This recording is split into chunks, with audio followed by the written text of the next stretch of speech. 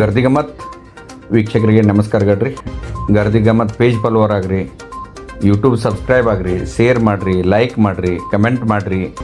ಪ್ರತಿ ದಿವಸ ಸಹಸ್ರಾರು ಮಂದಿ ಲೈಕ್ ಮಾಡತ್ತೀರಿ, ಕಮೆಂಟ್ ಮಾಡತ್ತೀರಿ, ಶೇರ್ ಮಾಡತ್ತೀರಿ, ಲೈಕ್ ಮಾಡತ್ತೀರಿ. ಅವ್ರಿಗೆಲ್ಲ ಕೋಟಿ ಕೋಟಿ ನಮಸ್ಕಾರ. ಇದೇ ತಿಂಗಳು 24ನೇ ತಾರೀಕು ಉತ್ತರ ಕರ್ನಾಟಕದ ಕನಸುಗಾರ, ಪ್ರಬುದ್ಧ ರಾಜಕಾರಣಿ, ಮಾಜಿ ಮಂತ್ರಿ ದಿವಂಗತ ಉಮೇಶ್ ಕತ್ತಿ ಅವ್ರ ಕುರಿತ ಒಂದು ಪುಸ್ತಕ ಬಿಡುಗಡೆ ಸಮಾರಂಭ ಆದ್ಮ್ಯಾಗ ಒಟ್ಟಾರೆ ರಾಜಕೀಯ ವಿಶ್ಲೇಷಣೆ ರಾಜ್ಯ ತುಂಬ, ಉತ್ತರ ಕರ್ನಾಟಕ ತುಂಬ ಪ್ರತಿ ಹಳ್ಳ್ಯಾಗ ಚರ್ಚೆ ನಡೆದೈತೆ. ಯಾಕಂದ್ರೆ ಆ ಒಂದು ಸಮಾರಂಭಕ್ಕೆ ಅವ್ರ ಕತ್ತಿ ಕುಟುಂಬ ಹಿಡಿದಕ್ಕಿಂತ ಡಬಲ್ ಮಂದಿ ಕೂಡಿತ್ತಂತ ಜನ ಮಾತಾಡಕ್ಕೆ ಶುರು ಮಾಡೈತೆ. ಯಾಕಂದ್ರೆ ಒಂದು ಅಚ್ಚುಕಟ್ಟಾದ ವ್ಯವಸ್ಥೆ, ಅಲ್ಲಿಯ ಒಟ್ಟಾರೆ ಆವತ್ತಿನ ಕಾರ್ಯಕ್ರಮದಾಗ ಮಾತಾಡಿದಂಥ ರಾಜಕಾರಣಿಗಳು ಏನು ಮಾತಾಡ್ರಿ ಅನ್ನೋದನ್ನೇ ಎಲ್ಲ ಕಡೆ ಚರ್ಚೆ ಐತಿ. ಯಾಕಂದ್ರೆ ರಮೇಶ್ ಕತ್ತಿಯವ್ರ ಅಣ್ಣ ಏನು ಮಾತಾಡಿದಾಗ ಜೋಡಿ ಎತ್ತನ ಪೈಕಿ ಒಂದು ಎತ್ತ ತಿರ್ಕೊಂಡಾಗ ಒಂದು ಎತ್ತಿಗೆ ಏನು ಆಘಾತ ಆಗೈತಿಲ್ಲ, ಅದು ಆಘಾತ ಆಗಿತ್ತು ನನಗಂತೇಳಿ ಕಣ್ಣೀರು ಸುರಿಸಿದ್ದಂತೂ ಇಡೀ ಜಿಲ್ಲೆಯ ಜನ ಹೌದಪ್ಪ ರಮೇಶ್ ಕತ್ತಿ ಅವ್ರಿಗೆ ನಾವು ಅದ ಒಂದು ಸರಿ ಮಾಡಬೇಕು, ಒಟ್ಟಾರೆ ರಮೇಶ್ ಕತ್ತಿ ಅವರಿಗೆ ನಾವು ನೈತಿಕ ಬೆಂಬಲ ಕೊಡಬೇಕಂತ ಅಲ್ಲಿ ಕೂಡಿದ ಮಂದಿ ಸದೇ ಕಣ್ಣೀರು ಹಾಕ್ತು ಅಂಥೇಳಿ ಮಾತಾಡೋಕ್ಕೆ ಶುರು ಮಾಡೈತೆ. ಆದರೆ ಒಟ್ಟಾರೆ ರಾಜಕೀಯ ವೇದಿಕೆ ಮ್ಯಾಗ ಯಾರ್ಯಾರು ಮಾತಾಡಿದ್ರಲ್ಲ, ಬಸನಗೌಡ ಪಾಟೀಲ್ ಯತ್ನಾಳ್ರ ಏನು ಮಾತಾಡಿದರು, ಶಿವಕುಮಾರ್ ಉದಾಸಿ ಅವರು ಏನು ಮಾತಾಡಿದರು, ಅಭಯ್ ಪಾಟೀಲ್ ಅವರು ಏನು ಮಾತಾಡಿದರು, ಈರಣ್ಣ ಕಡಾಡಿ ಅವರು ಏನು ಮಾತಾಡಿದರು, ಒಟ್ಟಾರೆ ಅಲ್ಲಿ ಕೂಡಿದಂಥವ್ರು ಒಟ್ಟಾರೆ ಎಲ್ಲ ರಾಜಕಾರಣಿಗಳು ನಿಮಗೆ ನಾವು ನೈತಿಕವಾಗಿ ಬೆಂಬಲದೆವು, ನೀವು ನಾಯಕತ್ವ ವಹಿಸ್ಕೋಬೇಕು, ಉತ್ತರ ಕರ್ನಾಟಕದ ಬೆಳಗಾವಿ ಜಿಲ್ಲಾದ ರಾಜಕಾರಣದ ನೇತೃತ್ವ ವಹಿಸ್ಕೋಬೇಕಂತ ಕೇಳಿದ್ರೆ ಒಟ್ಟಾರೆ ಈ ಒಂದು ಮಾತ ರಮೇಶ್ ಕತ್ತಿ ಅವರಿಗೆ 100 ಆಣಿ ಬಲ್ಲಂಗೆ ಬಂದಂಗೆ ಆಗೈತೆ. ಮಾರ್ಗದರ್ಶನನೂ ಮಾಡ್ತಿದ್ರು, ಸ್ವಾತಂತ್ರ್ಯವನ್ನು ಕೊಡ್ತಾ ಇದ್ರು. ಈ ರೀತಿ ತಮ್ಮ ಜೊತೆ ಇರುವಂಥವರ ಜೊತೆಗೆ ನೇತೃತ್ವವನ್ನು ಬೆಳೆಸ್ತಕ್ಕಂಥ ಕೆಲಸ ಕೂಡ ಅವ್ರು ಮಾಡಿದ್ರು. ಮತ್ತು ಕೇವಲ ಅಷ್ಟೇ ಅಲ್ಲ, ಅನೇಕ ಮುಖಂಡರ ಜೊತೆ ಭಾಳ ಒಡನಾಟ ಇತ್ತು ಅವ್ರಿಗೆ. ಡೆವಲಪ್ಮೆಂಟ್ ಕಾರ್ಯ ನಾನು ನೋಡ್ತೀನಿ, ಅವ್ರನ್ನ ನಿರಂತರವಾಗಿ ಡೆವಲಪ್ಮೆಂಟ್ ಕಾರ್ಯದ ಬಗ್ಗೆ ಕಳಕಳಿ ಇರ್ತಿತ್ತು ಅವ್ರಿಗೆ. ಈ ರಸ್ತೆ, ನೀರು, ಅದು ಇದು ಬಂದ್ರೆ ರಮೇಶನ ಕತ್ತಿಗಳವ್ರವ್ರು ಅಲ್ಲಿ ಹೋಗ್ರಿ, ಯಾವ್ಯಾವ ನೋಡ್ರಲ್ಲಿ ಅಂತೇಳಿ ಅವ್ರ ಜವಾಬ್ದಾರಿ ಕ್ಷೇತ್ರದ ಡೆವಲಪ್ಮೆಂಟ್ ಅಂತೇಳಿ. ಅದ್ರ ದೊಡ್ಡ ಪ್ರಾಜೆಕ್ಟ್ ಏನ್ರಿ ಇದ್ರೆ ಅದನ್ನು ನಾನು ಮಾಡ್ತೇನೆ ಅಂಥೇಳಿ ನಾನು ಒಂದು 10 ಸಲ ಬಹುಶಃ ಯಾವುದಿದು ಹಿಡ್ಕಲ್ ಜಲಾಶಯದ ಹತ್ರ ಕರ್ಕೊಂಡು ಹೋಗಿದ್ರು. ನೋಡ್ ಕಡಾಡಿ ಅವರ, ಈಗ ನಮ್ಮ ಜನ ಮೈಸೂರದ ಬೃಂದಾವನ ನೋಡಕ್ಕೆ ಹೋಗಕ್ಕೆ ಸಾಧ್ಯ ಇಲ್ಲ. ನಮ್ಮ ಜನ ಮೈಸೂರು ಬೃಂದಾವನದ ಮಾದರಿ ಒಳಗೆ ಗಾರ್ಡನ್ ಇಲ್ಲೇ ನೋಡಬೇಕು. ನಮ್ಮ ಜನ ಡ್ಯಾಮಿನ ಹಿನ್ನೀರೊಳಗೆ ಬೋಟ್ನೊಳಗೆ ಓಡಾಡಿ ಬರ್ಬೇಕು, ನಮ್ಮ ಜನ, ನಮ್ಮ ರೈತರು ಓಡಾಡ್ಬೇಕಲ್ಲಿ ಅಂಥೇಳಿ ಒಂದು 100 ಕೋಟಿ ರೂಪಾಯಿ ಪ್ರಾಜೆಕ್ಟನ್ನು ಅಲ್ಲಿ ಮಾಡಿರುವಂಥದ್ದನ್ನು ಕೂಡ ಇವತ್ತು ನಾವು ನೆನಪು ಮಾಡ್ಕೋಬೇಕಾಗ್ತದೆ. ಈ ರೀತಿ ಅಭಿವೃದ್ಧಿ ಪರವಾದಂಥ ಅವ್ರ ಚಿಂತನೆ ಇರ್ಬೋದು, ಸ್ನೇಹಿತರ ಜೊತೆ ಅವರು ಇರತಕ್ಕಂಥ ಒಡನಾಟ ಇರ್ಬೋದು, ತಮ್ಮ ಜೊತೆಗಿರ್ತಕ್ಕಂಥವ್ರನ್ನ ಬೆಳೆಸ್ತಕ್ಕಂಥ ದಾಡಿಸಿತನ ಇರ್ಬೋದು, ಕೃಷಿಕ ಇರ್ಬೋದು, ಕುಟುಂಬ ಜೊತೆ ಇರತಕ್ಕಂಥ ಒಡನಾಟ ಇರ್ಬೋದು. ನಾವು ಯಾವ್ದು ಹೇಳಿದ್ರು ಕಡಿಮೆ, ಅವರ ಒಬ್ಬ ವ್ಯಕ್ತಿ ಅಲ್ಲ, ಒಂದು ಶಕ್ತಿ ಅಂತ ನಾನು ಪ್ರಾರಂಭದೊಳಗೆ ಹೇಳಿದೆ. ಆದರೆ ಒಂದು ಮಾತು ನನಗೆ ನೆನಪಾಗ್ತದೆ, ಯಾರಿಗೆ ಭಕ್ತಿ ಇರ್ತಕ್ಕಂಥ ಶಕ್ತಿ ಅದ ಅದು ಉಪಯೋಗ ಬರ್ತದೆ. ಕ್ಷೇತ್ರದ ಜನರ ಮೇಲೆ, ಜೊತೆಗಿರ್ತಕ್ಕಂಥವ್ರ ಮೇಲೆ ಭಕ್ತಿ ಇಟ್ಕೊಂಡು ಕೆಲಸ ಅಂದ್ರೆ ಭಕ್ತಿ ಇರುವ ಶಕ್ತಿ ಅದು ಉಪಯೋಗ ಬರ್ತದೆ. ಅದ್ರ ಕೆಲವು ಶಕ್ತಿ ಹೆಂಗಾಗ್ಯಾವ ಅಂದ್ರೆ ಭಕ್ತಿ ಇಲ್ಲದ ಶಕ್ತಿ ಅದು ಅಪಾಯಕಾರಿ ಆಗ್ತದೆ. ನೋಡಿದ್ರೆ ನಮ್ಗೆ ಗೊತ್ತಾಗ್ತದೆ ಅವ್ರು ಎಷ್ಟು ಜನಪ್ರಿಯ ಆಗಿದ್ದರು ಅಂತ ನಮ್ಗೆ ಗೊತ್ತಾಗ್ತದೆ. ಅವರು ಯಾವಾಗಲೂ ಹೇಳ್ತಾ ಇದ್ರು ಉತ್ತರ ಕರ್ನಾಟಕ ಬೇರೆ ರಾಜ್ಯ ಆಗಬೇಕು ಅಂತ ಹೇಳಿ. ಅವ್ರು ಇದ್ದಿದ್ರೆ ಬೇರೆ ರಾಜ್ಯ ಮಾಡಿ ಅವರೇ ಮುಖ್ಯಮಂತ್ರಿ ಆಗ್ತಾ ಇದ್ರು ಅಂತ ಅನಿಸ್ತಾ ಇದೆ ನನಗೆಲ್ಲಾನು. ಈಗ ಅದೇ ರೀತಿ ಹೋರಾಡೋರು ಯಾರೂ ಇಲ್ಲ. ಅವ್ರ ಅಣ್ಣಂದ ಜಾಗನ ಉಮೇಶ್ ಕತ್ತಿ ಅವರು ಮತ್ತು ಅವ್ರ ಮಗ ನಿಖಿಲ್ ಕತ್ತಿ ಅವ್ರು ತಗೊಂಡು ಈಗ ಈ ರಾಜ್ಯನ ಈ ನಮ್ಮ ಬೆಳಗಾವಿ ಜಿಲ್ಲೆನ ಮುಂದುವರಿಸ್ಬೇಕು, ನಾವೆಲ್ಲ ನಿಮ್ಮ ಜೊತೆ ಇರ್ತೀವಿ ಅಂಥೇಳಿ ಅವ್ರ ಕುಟುಂಬದವ್ರಿಗೂ ಮತ್ತು ಇಲ್ಲಿ ಇರ್ತಕ್ಕಂಥ ಜನಗಳಿಗೂ ನಾವು ಧನ್ಯವಾದ ಅರ್ಪಿಸಿ 2 ಮಾತು ಮುಗಿಸ್ತೀವಿ. ನಮಸ್ಕಾರ. ಗ್ರಂಥ ಲೋಕಾರ್ಪಣೆ ಆಗ್ತಾ ಇದೆ. ಅವರು ಕೇವಲ ಜನಪ್ರಿಯ ಆಗಿರಲಿಲ್ಲ, ಅವರ ಜನಪರ ಕಾಳಜಿ ಇದ್ದಿದ್ದಕ್ಕೆ ಇಷ್ಟು ಅಗಾಧವಾದ ಸಂಖ್ಯೆಯಲ್ಲಿ ತಾವೆಲ್ಲ ಸೇರಿದ್ದೀರಿ ಅಂತ ನಾನು ಭಾವಿಸಿದ್ದೀನಿ. ನನಗೆ ಉಮೇಶ್ ಅಣ್ಣವರು ಲೋಕಸಭಾ ಸದಸ್ಯನಾದ ಮೇಲೆ ಭಾಳ ಪರಿಚಿತರಾದರು. ಉದಾಸಿಯವರ ಜೊತೆಗೆ ಅವರು ಸಚಿವರಾಗಿಯೂ ಕೆಲಸ ಮಾಡಿದ್ರು. ಆದರೆ ನನ್ನ ಜೊತೆಗೆ ಬರೀ ನನಗೆ ಮಾರ್ಗದರ್ಶಕರಾಗಿರಲಿಲ್ಲ, ನನ್ನ ಒಬ್ಬ ತಮ್ಮನಾಗಿ ಅವ್ರು ನೋಡಿದ್ರು. ಭಾಳಷ್ಟು ಸಲ ನಾವು ಇಬ್ಬರು ಭೇಟಿ ಆಗ್ತಿದ್ವಿ. ಬರೇ ರಾಜಕೀಯದ ಬಗ್ಗೆ ನನಗೆ ಮಾರ್ಗದರ್ಶಕರಾಗಿರಲಿಲ್ಲ, ವ್ಯವಹಾರದ ಬಗ್ಗೆನೂ ಸಹಿತ, ಬಿಸ್ನೆಸ್ಸಿನ ಬಗ್ಗೆನೂ ಸಹಿತ ಮಾತನಾಡುವಾಗ ನನಗೆ ಭಾಳಷ್ಟು ಅವರು ಮಾರ್ಗದರ್ಶಕವನ್ನು ಕೊಟ್ಟಿದ್ದರಿಂದ ಇವತ್ತು ನಾನೊಬ್ಬ ಯಶಸ್ವಿ ಉದ್ಯಮಿ ಆಗಿದ್ದೇನೆ ಅಂತ ಹೇಳ್ಕೊಳ್ಳೋದಕ್ಕೆ ನಂಗೆ ಭಾಳ ಹೆಮ್ಮೆ ಇದೆ ಅನ್ನೋಂಥ ಮಾತನ್ನು ಸಹಿತ ಈ ಸಂದರ್ಭದಲ್ಲಿ ಹೇಳ್ತೀನಿ. ನನ್ನ ಜೊತೆಗೆ ಎಲ್ಲರ ಜೊತೆಗೂ ನಗಚಾಟಿಗೆನ ಮಾಡ್ತಿದ್ರು ಅವರು. ನನ್ನ ಜೊತೆಗೆ ಭಾಳ ಸಲಿಗೆ ಇತ್ತು. ಒಂದು ದಿವಸ ಎಲ್ಲ ಸಚಿವರು, ಸಂಸದರು, ಶಾಸಕರು ಎಲ್ಲ ಒಂದು ಕಡೆ ಮೀಟಿಂಗ್ ನಡೀತಾ ಇತ್ತು. ಉದಾಸಿಯವರು ಇದ್ದರು, ನಮ್ಮ ತಂದೆಯವರು ಇದ್ದರು. ನನ್ನ ಕೂಟ್ಟು ಮಾತಾಡ್ಕೊತ ಉಮೇಶ್ ಅಣ್ಣ ಹೇಳ್ದ, ನೋಡು ಕಾಕ ಎಷ್ಟು ಚಾಪ್ಟರ್ ಅದಾನ ಅಂದು. ಯಾಕಪ್ಪ ಅಂತಂದು, ನೋಡು ಒಬ್ಬನ ಮಗ ಅದಿ ನೀನು, ಎಲ್ಲಿ MLA ಸೀಟಿಗೆ ಟವಲ್ ಹಾಕ್ತಿ ಅಂತೇಳಿ ನಿನ್ನ MP ಮಾಡಿಬಿಟ್ಟನ ಅಂತಂದು. ಅಷ್ಟೊತ್ತಿಗೆ ನೀನು ಅದನ್ನು ಹೋಗಿ ಕಾಕನ ಹತ್ರ ಮಾತಾಡು ಅಂದೆ. ಹೋಗಿ ಸೀದಾ ಹೇಳ್ದ, ಕಾಕ ಶಿವಕುಮಾರ್ಗೆ ಹೇಳಕ್ಕೆ ಕುಂತಿದ್ದೆ, ಎಲ್ಲಿ ನಿನ್ನ ಸೀಟು MLA ಸೀಟ್ ಕಲ್ಸ್ಕೊತಾನ ಅಂಥೇಳಿ ನೀ ಅವ್ನು ಡೆಲ್ಲಿ ಕಳಿಸಿ ಭಾಳ ಚಾಪ್ಟರ್ ಇದೆ ಅಂತ ಹೇಳಕ್ಕೆ ಕುಂತಿದ್ದೆ. ಅಂದ್ಕೂಳೆ ನಮ್ಮಪ್ಪಾರ ಹೇಳಿದರು, ಅಪ್ಪ ಮಕ್ಕಳ ಹತ್ರ ಯಾಕೆ ಜಗಳ ಆಡಿಸ್ತೀವೋ ಮರ ಬಿಟ್ಬಿಡು, ಮತ್ತು ಅವ್ನ ತಲೆಯಾಗ ಅದ ಬಂದ್ಗಿಂತಿತ್ತು ಅಂದ್ರು ಅವರು. ಮುಂದೆ ಒಂದು ಸಲ ನಮ್ಮ ಮನೆ ಗೃಹ ಪ್ರವೇಶ ಇತ್ತು.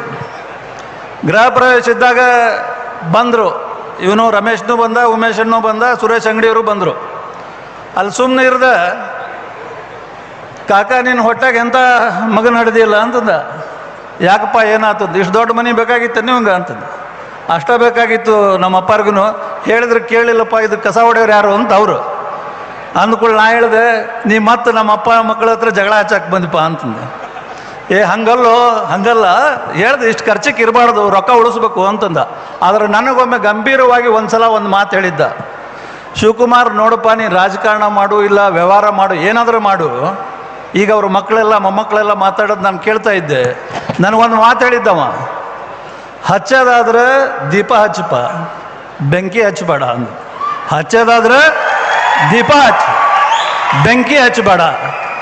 ಆರಿಸೋದಾದ್ರೆ ಬೆಂಕಿ ಆರಿಸು, ದೀಪ ಆರಿಸ್ಬೇಡ ಅಂತ ಹೇಳಿದ್ದ. ಅಷ್ಟು ಮಾರ್ಮಿಕವಾಗಿ ಹೇಳ್ದಂಥವನ್ನ ನಾನು ಇವತ್ತು ಅವ್ರ ಮಗ ಆದ ನಿಖಿಲ್ ಕತ್ತಿ ನನಗೆ ಫೋನ್ ಮಾಡಿ ಹೇಳಿದಾಗ, ಇಲ್ಲಪ್ಪ ನಾ ಮುದ್ದಾಮ್ ಬಂದು ಈ ಕಾರ್ಯಕ್ರಮದಾಗ ಭಾಗವಹಿಸ್ತೀನಿ, ನಿಮ್ಮ ಅಜ್ಜಾರ ಬುಕ್ಕನ್ನ ವಿಧಾನಸಭೆದೊಳಗೆ ರಿಲೀಸ್ ಮಾಡ್ಬೇಕಾದ್ರೆ ನಮ್ಮಪ್ಪಾರು ಹೋಗಿದ್ರು, ನಿಮ್ಮಪ್ಪಾರ ಬುಕ್ಕನ್ನ ರಿಲೀಸ್ ಮಾಡ್ಬೇಕಾದ್ರೆ ನಾ ಇವತ್ತಿಲ್ಲಿ ಬರ್ತೇನೆ ಅಂತ ಹೇಳಿದ್ರೆ ಇವತ್ತು ನನಗೆ ಭಾಳ ಸಂತೋಷ ಆಗಿದೆ. ನಾ ರಮೇಶ್ ಅಣ್ಣನ್ಗೆ, ನಿಖಿಲು ಮತ್ತು ಕತ್ತಿ ಕುಟುಂಬಕ್ಕೆ ನಾನು ಕೇಳ್ಕೊಳ್ಳೋದಿಷ್ಟ, ಅವ್ರು ತೋರಿಸಿದಂಥ ಮಾರ್ಗದರ್ಶನ ಇವತ್ತೇನು ಈ ಜನಬೆಂಬಲ ಇದೆ, ಅವ್ರ ಪರವಾಗಿ ನೀವು ನಿಂತ್ಕೋಬೇಕು, ಗಟ್ಟಿಯಾಗಿ ಹೋರಾಟ ಮಾಡಬೇಕು ಅನ್ನೋಂಥ ಕಳಕಳಿ ವಿನಂತಿಯನ್ನು ಮಾಡಿ ನನ್ನ ಮಾತುಗಳು ವಿರಾಮ ಹೇಳ್ತೇನೆ. ಈ ಕಾರ್ಯಕ್ರಮಕ್ಕೆ ಬಂದ ಉದ್ದೇಶ ಉಮೇಶ್ ಕತ್ತಿಯವರ ಮತ್ತು ರಮೇಶ್ ಕತ್ತಿಯವರ ಜೊತೆ ಎಷ್ಟು ಸಂಬಂಧ ನಮ್ಮದು ಮತ್ತು ಗಣೇಶ್ ಹುಕ್ಕೇರಿಯವ್ರದ್ದು ಒಡನಾಟ ಇತ್ತು ಅದನ್ನು ನೆನಪಿಸಿ ಈ ಕಾರ್ಯಕ್ರಮಕ್ಕೆ ನಾವು ಬಂದಿದ್ದೀನಿ ಅಂತ ಈ ಸಂದರ್ಭದಲ್ಲಿ ಹೇಳಲಿಕ್ಕೆ ಇಷ್ಟಪಡ್ತಾ ಇದ್ದೀನಿ. ಈಗಾಗಲೇ ಸಾಕಷ್ಟು ಜನ ಮಾತಾಡಿದ್ದಾರೆ, ನಾನೇನು ಹೆಚ್ಚಿಗೆ ಮಾತಾಡೋದಿಲ್ಲ. ಆದರೆ ಒಂದು ಮಾತನ್ನು ನಾನು ಈ ಸಂದರ್ಭದಲ್ಲಿ ಹೇಳ್ತೇನೆ. ಈಗ ಯಾವ ಥರ ಉಮೇಶ್ ಕತ್ತಿಯವರು ನಮ್ಮ ಜೊತೆ ಅಥವಾ ಗಣೇಶ್ ಹುಕ್ಕೇರಿಯವ್ರ ಜೊತೆ ನಡೆದುಕೊಂಡಿದ್ರು, ಅದೇ ಪ್ರಕಾರ ನಾವು ಕೂಡ ಮುಂದೆ ರಮೇಶ್ ಕತ್ತಿಯವ್ರ ಜೊತೆ ಮತ್ತು ಈ ಭಾಗದ ಶಾಸಕರಾದ ಪ್ರತಿ ಕತ್ತಿಯವ್ರ ಜೊತೆ ನಾವು ಸಂಬಂಧ ಇಟ್ಟುಕೊಂಡ ನಾವು ಮುಂದುವರಿತೀವಿ ಅಂತ ಈ ಸಂದರ್ಭದಲ್ಲಿ ಹೇಳಿ ಸಾಕಷ್ಟು ವಿಚಾರವನ್ನು ನಾವು ಮಾತಾಡಬೇಕಾಗಿತ್ತು. ಆದರೆ ಈ ಸಂದರ್ಭದಲ್ಲಿ ತಮ್ಮೆಲ್ಲರ ನೋಡಿದ ಮೇಲೆ ಏನು ಅನ್ನಿಸ್ತೈತಿ ಅಂದ್ರೆ ಉಮೇಶ್ ಕತ್ತಿ ಇನ್ನೂ ನಮ್ಮ ಜೊತೆ ಅದ ಅಂತೇಳಿ ನಮ್ಗೆ ಅನಿಸ್ತೈತಿ. ನನ್ನ ಸಂಬಂಧ ನಾನು ಮೊದಲನೇ ಸಲ 2004 शासकरादागिंद 2004ला मी पहिल्यांदा आमदार झालो. त्या दिवशीपासून उमेश सावकारजांनी माझे संबंध आले होते. त्यानंतर अनेक वर्षापर्यंत त्यांच्याबरोबर काम करण्याची संधी त्या देवाने आम्हाला उपलब्ध केले. त्यासाठी मी त्यांना धन्यवाद आणि अभिनंदन देवाला करतो. ಈಗ ರಮೇಶ್ ಕತ್ತಿ ಮತ್ತು ನಿಖಿಲ್ ಕತ್ತಿ ಅವರು, ಉಮೇಶ್ ಕತ್ತಿ ಅವರಿಗೆ ನಿಜವಾಗಿ ನಾವು ಶ್ರದ್ಧಾಂಜಲಿ ಸಲ್ಲಿಸಬೇಕಾದ್ರೆ ನಾವೆಲ್ಲರೂ ಅವ್ರ ಹಿಂದಿರಬೇಕು, ಅದ ನಿಜವಾದ ಶ್ರದ್ಧಾಂಜಲಿ ಅನ್ನೋದನ್ನು ನಾನು ಹೇಳ್ತಾ ಇದ್ದೀನಿ ನಿಮಗೆ. ಇಲ್ಲಿ ಇದ್ದವ್ರೆಲ್ಲರೂ ಕೈ ಎತ್ತಿ ನಾವು ಜೊತೆಗೆ ಸಾಯೋ ತನಕ ನಿಮ್ಮ ಜೊತೆಗದೆ ಅನ್ನೋಂಥ ಪ್ರಮಾಣ ಮಾಡಿ ಇಲ್ಲಿಂದ ಹೋಗ್ರೆ ಅನ್ನೋ ವಿನಂತಿ ಮಾಡ್ತೀನಿ. ಧನ್ಯವಾದ. ಜೈ. ಮಾಜಿ ಲೋಕಸಭಾ ಸದಸ್ಯರು ನಮ್ಮ ಆತ್ಮೀಯರಾದಂಥ ಶಿವಕುಮಾರ್ ಉದಾಸಿ ಅವರೇ, ಈಗ ತಾನೇ ಬೆಳಗಾವಿ ಕ್ಷೇತ್ರದ ಶಾಸಕರು ಒಂದು ಮಾತು ಹೇಳಿದ್ರು, ನಾವೆಲ್ಲರೂ ಉಮೇಶ್ ಕತ್ತಿಯವ್ರ ಕುಟುಂಬ ಜೊತೆಗೆ ಇರುತ್ತೀವಿ ಅನ್ನೋಂಥ ಪ್ರತಿನಿಧಿ ಮಾಡ್ಬೇಕಂತೇಳಿ, ಅದೇ ರೀತಿ ನಾವು ಕರ್ನಾಟಕದಲ್ಲಿ ಉಮೇಶ್ ಕತ್ತಿಯವರ ಕುಟುಂಬ ಜೊತೆಗೆ ಸದಾ ಇರ್ತೀವಿ ಅನ್ನೋಂಥ ಮಾತನ್ನು ಈ ಸಂದರ್ಭದಲ್ಲಿ ಹೇಳಿ, ಯಾವ ರೀತಿ ಇದ್ದರು ಉಮೇಶ್ ಕತ್ತಿಯವರು ಅನ್ನೋಂಥದ್ದನ್ನು ಹೇಳಿದ್ದಾರೆ.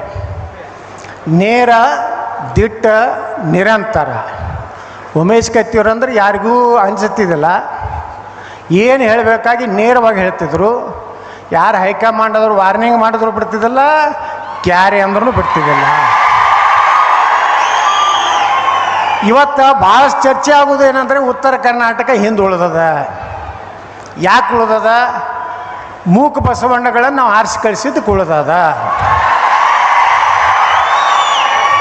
ಯಾರು ಮಾತಾಡ್ತಿದ್ದಿಲ್ಲ ವಿಧಾನಸಭೆಯೊಳಗೆ, ಯಾರು ಮಾತಾಡೋರು? ಮೊದಲೆಲ್ಲ ಹೋದವ್ರು ಸುಮ್ಮ ಕುಂಡ್ರುದು, ಕೆಲವೊಂದು ಮಂದಿ ಹೇಳಬಾರ್ದು, ಕೆಲವೊಂದು ಮಂದಿ ಬರೀ ಇಸ್ಪೇಟ್ ಆಡ್ಕೋತ ಕುಂಡ್ರದು ಮ್ಯಾಗ.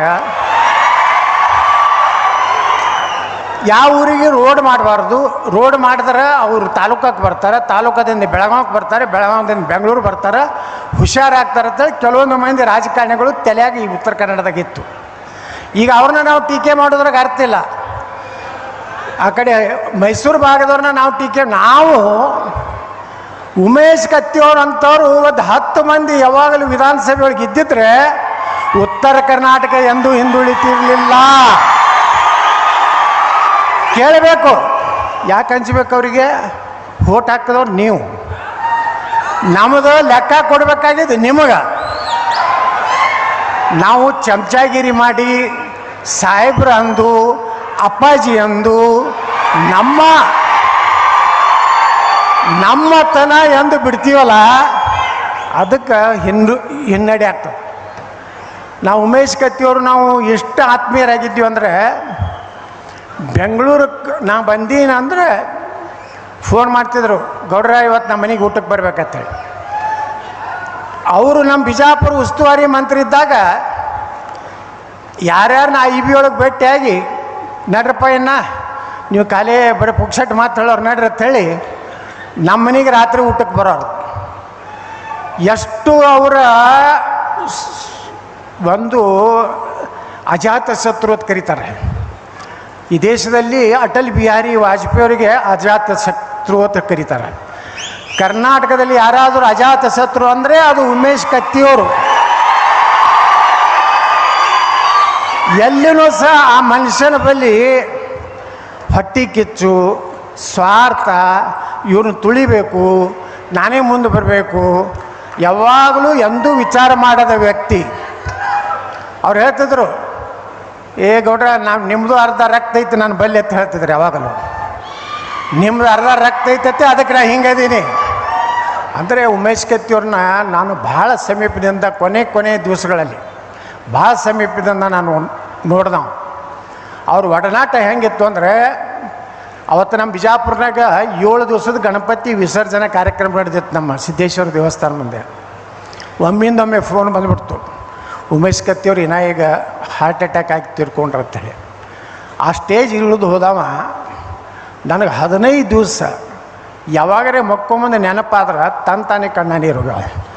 ಅಂದ್ರೆ ಸಂಬಂಧಗಳು ಹೆಂಗಿರ್ತಾವೆ, ಆ ಆತ್ಮೀಯತೆ ಹೆಂಗಿರ್ತದಂದ್ರೆ, ಉಮೇಶ್ ಕತ್ತಿ ಅಂತ ಒಬ್ಬ ಮನುಷ್ಯ ಇನ್ನೂ ಇರಬೇಕಾಗಿತ್ತು.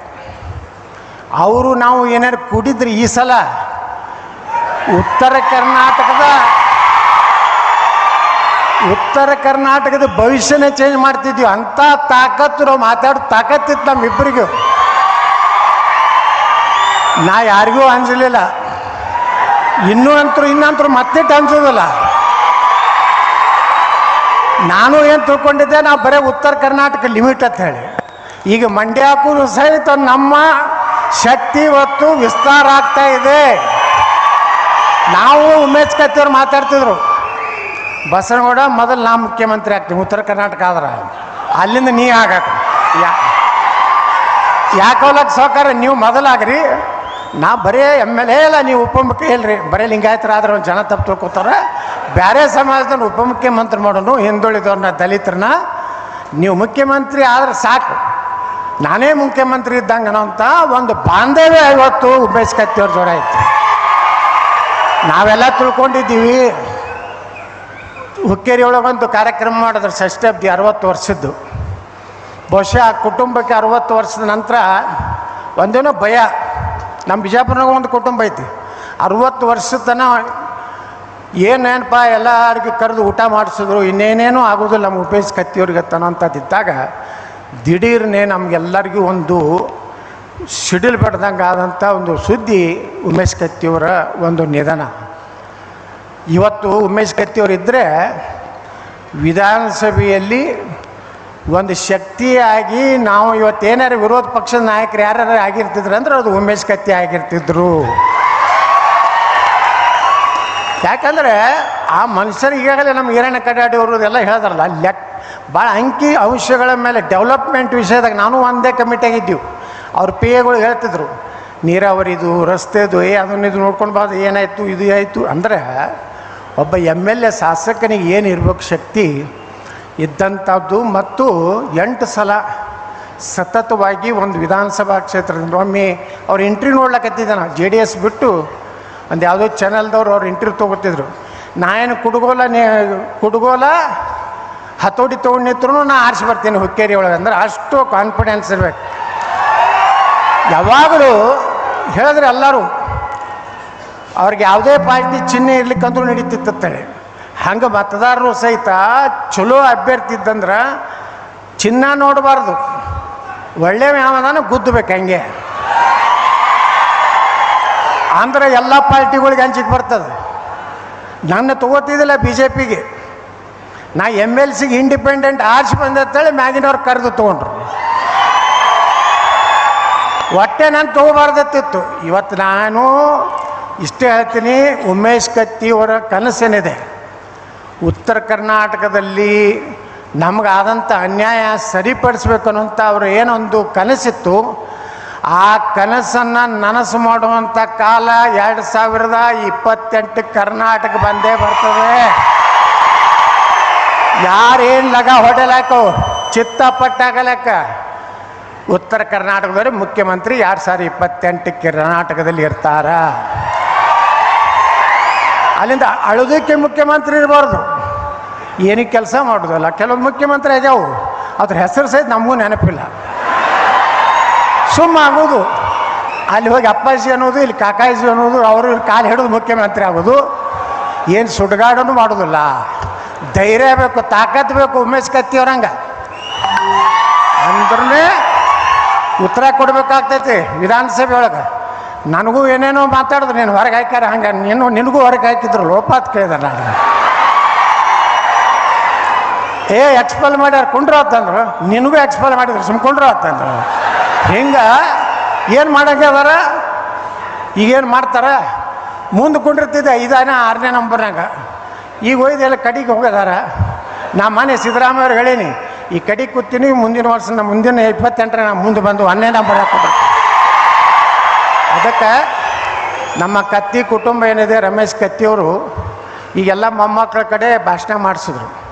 ಒಂದೇನೋ ಮೊಮ್ಮಗ ಒಬ್ಬಂತರೂ ಚೀಸ್ ಐತಿ, ಅದು ಬಹುಶಃ ನಮ್ಮದು ಆದಮ್ಯಾಗ ಅವನೇ ಮುಖ್ಯಮಂತ್ರಿ ಆಗ್ತಾನೆ ಅಂತ ಲಕ್ಷಣ ನನಗೆ ಅನಿಸ್ಲಾಕತ್ತದ.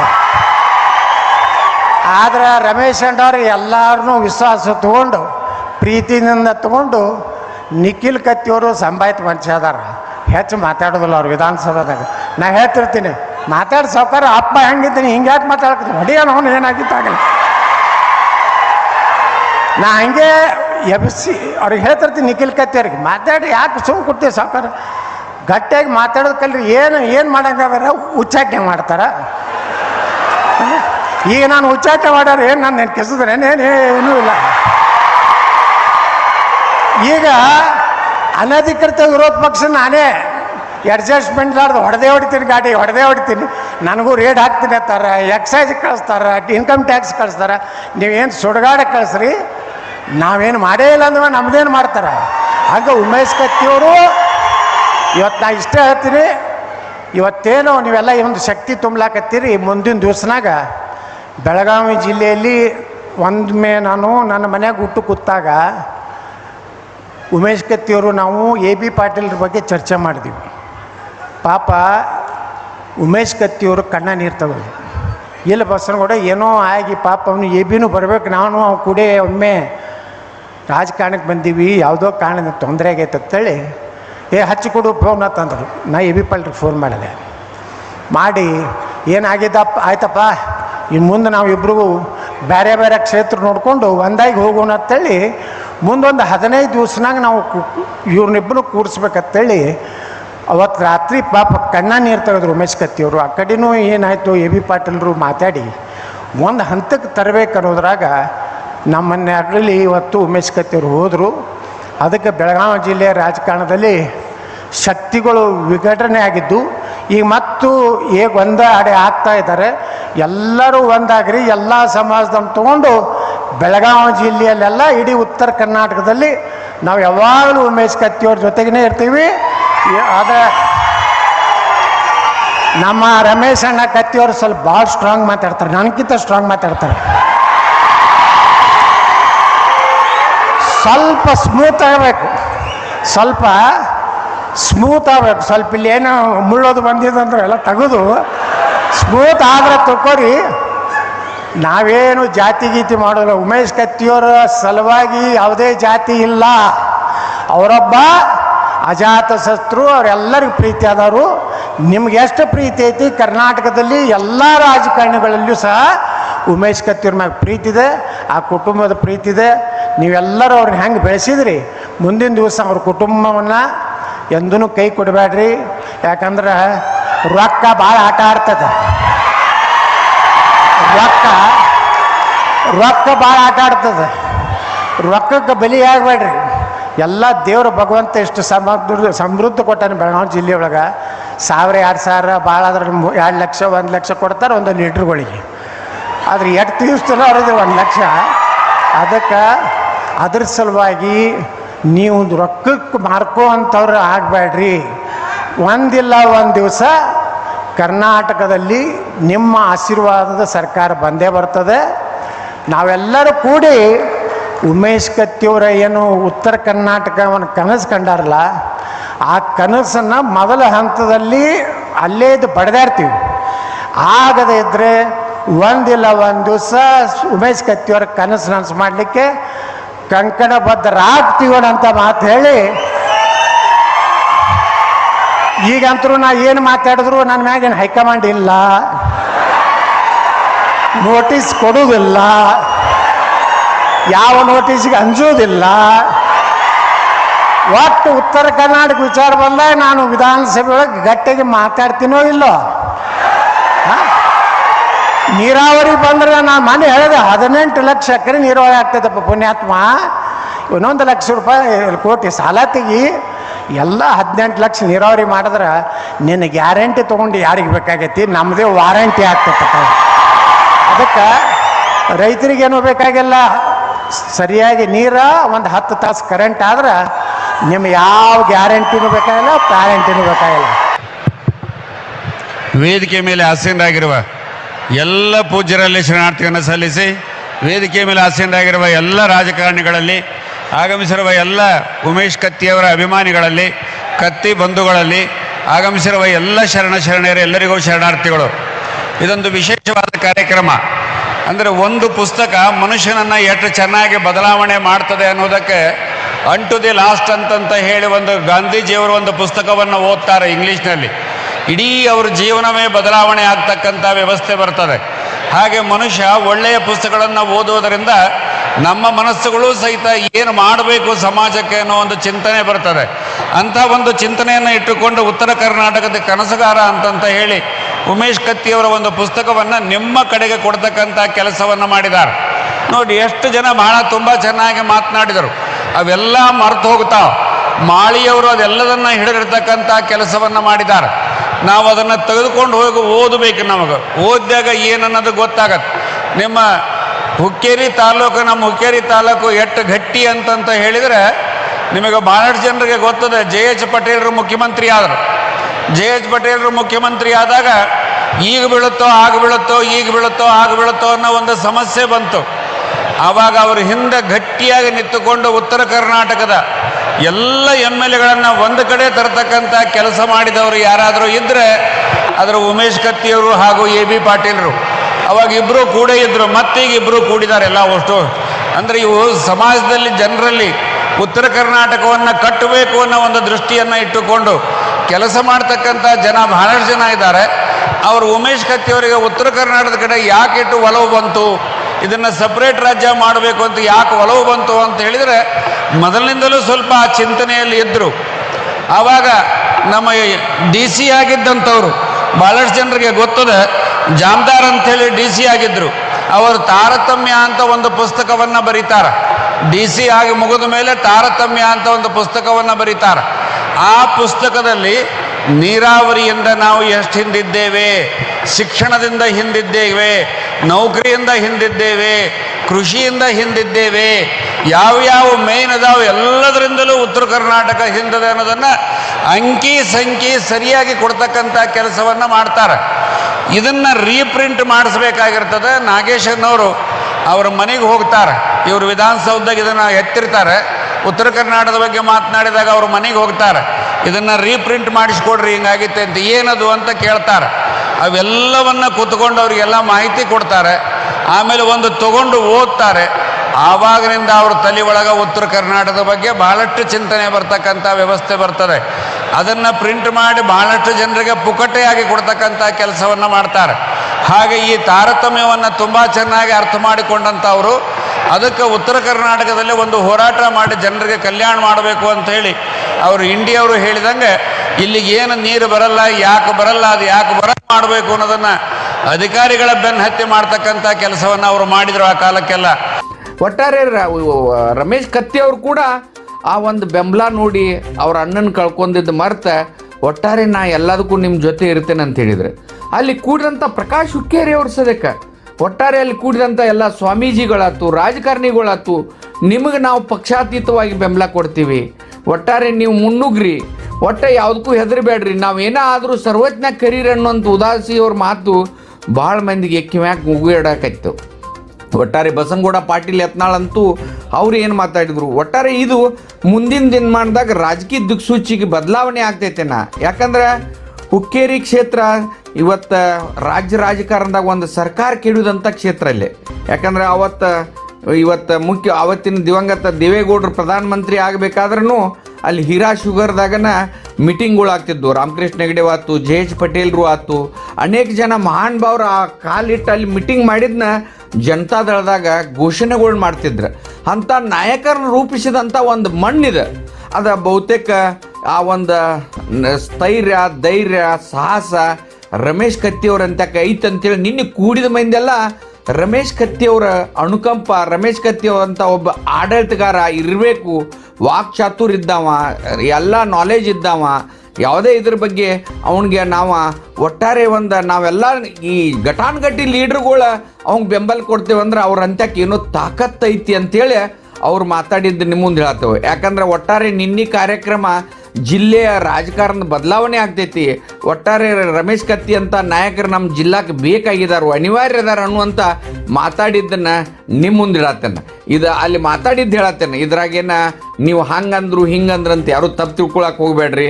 ಒಟ್ಟಾರೆ ಅಲ್ಲಿ ನಿನ್ನೆ ಯಾರ ಕಾರ್ಯಕ್ರಮ ನೋಡಿದಾರೋ ಅಥವಾ ಸೋಷಿಯಲ್ ಮೀಡಿಯಾದಾಗ ನೋಡಿದಾರೋ ಅವ್ರು ಏನು ಮಾತಾಡಿದ್ದು ನಿಮ್ಮ ಮುಂದೆ ಹೇಳತ್ತೇನೆ. ನಮಸ್ಕಾರ.